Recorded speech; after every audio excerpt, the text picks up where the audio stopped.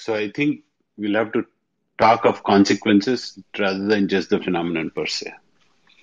So fear or frustration, which one do you think is a stronger emotion right now that could motivate people?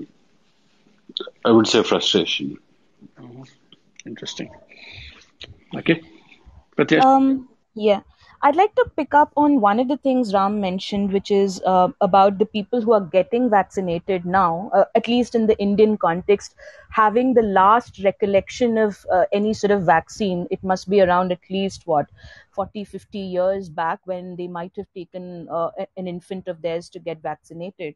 And the kind of mental model or framework that is somehow getting associated with vaccination is still something limited to that early infancy related thing, which is more structural, which is more government led. There has been years of sort of sensitization around it, and it's become almost tied to other sort of health paths.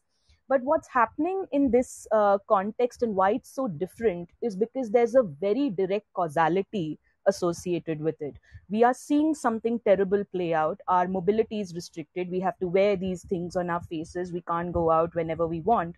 And this is the effect. Like, if we use this, the effect will be that we will gain back a lot of the things which we have missed out on since the past couple of months. But what's happening is the mixed kind of messaging, and in some cases no messaging. Like in India, for instance, I think the government went too much on a limb, believing that fear is extremely high, and they just need to lead by example and not communicate to any of those fears or any other emotions to get people to the vaccination center. So that was one problem. But what's happened because of that is people are still trying to associate it with some sort of a reward. So this is what we've lost out, and if we have this vaccine, we will get back these things, but that reward is not going to come. So you still, because you can't really tell them that you won't get affected, you might still be a carrier, you might still be infected, while the dominant mental model is that vaccines are actually preventive. So once you take that, you will never have this. But it's really not that. It is more protective, where you want to say that you might not be hospitalized, or it might not be as severe. But the fact that the adult population of this country has not had that direct association with vaccines since so long is leading to some of these mental models becoming extremely dominant. And then people are trying to trade off. If really I'm not getting to any reward because of taking this vaccine, what's really the point? If I'm still going to get infected, what's really the point? So there are two ways, like, and this includes that logical and emotional frame both. So from the logical side, I think there is a necessity to communicate that it is more of a protective thing that is being done to you, so that you don't go to the worst, the severest sort of consequence that could come here. And it's not really like only preventive, and it wouldn't take you back to the normal life that you had in like 2019. But at the same time, there needs to be that emotional messaging that there is a substantial shift, and that's not going to change anytime soon. So that preparation, you can't really let it go, and you shouldn't be trading that off with dealing with your hesitancy around vaccines. So that's one of the big things I feel is playing out here. And the other, like, small point was again around what Ram said. Probably what we are seeing here is hesitation around promptness and not hesitancy overall. So it is about taking that time. It is about seeing how people are reacting to it. It's assessing for yourself, because this rollout period has been so quick that you've not been able to process it a lot quicker than you as you would have liked to. So you're trying to take the time, you're trying to see how others are reacting to it.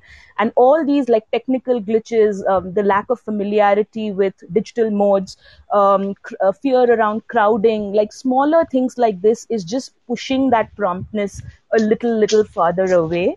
So if we can address some of those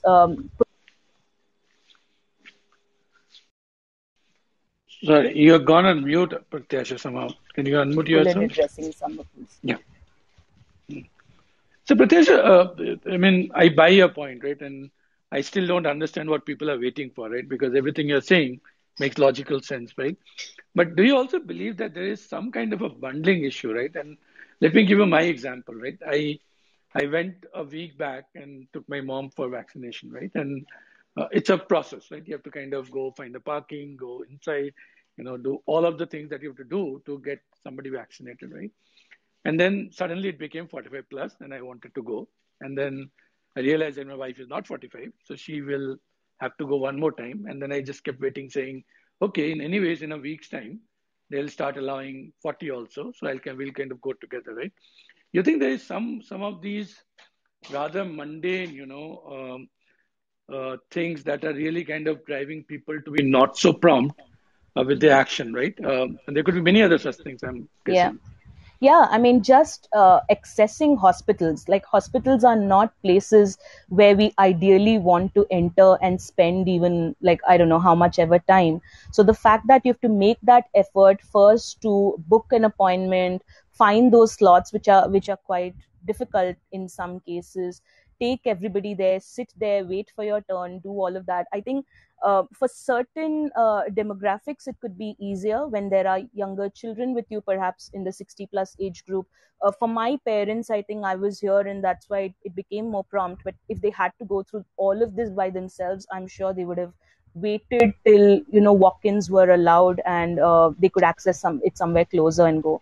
So certainly, I think effort and familiarity, and also a little bit of that emotional distance associated, medication be playing a part. Hmm. So, like you said, right, it's probably lack of promptness and procrastination also, and not just hesitancy, right? So,